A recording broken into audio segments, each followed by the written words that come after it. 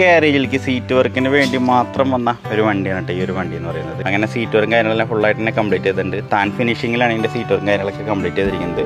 അതായത് ഈ ഒരു ടൈപ്പ് സീറ്റായിരുന്നു, അതിനാണ് ഈ ഒരു മോഡലിലേക്കാക്കി മാറിയിരിക്കുന്നത് കേട്ടോ. ഇതിൻ്റെ വിൻ സപ്പോർട്ടും തൈ സപ്പോർട്ടൊക്കെ കൊടുത്ത് ഒരു കംഫർട്ട് ഡ്രൈവിന് പറ്റിയൊരു സീറ്റ്, പറ്റിയൊരു മെഷർമെൻറ്റിൽ നമ്മൾ ചെയ്തിരിക്കുന്നത്. സ്റ്റിച്ചിങ് പാറ്റേൺ നോക്കണമെങ്കിൽ ഈ ഒരു ഇതിൽ തൈ സപ്പോർട്ട് കൊടുത്താണ് സ്റ്റിച്ചിങ് പാറ്റേൺ നിങ്ങൾക്ക് ശ്രദ്ധിക്കാം. സെൻറ്ററിൽ ഒരു സ്റ്റിച്ചിങ് പോയിട്ടുണ്ട്, അത് കൂടാണ്ട് തന്നെ 2 സൈഡ് സ്റ്റിച്ചിങ് ഔട്ടറിൽ പോയിട്ടുണ്ട്. അത് നൈലോൺ നൂലാണ് പോയിരിക്കുന്നത്.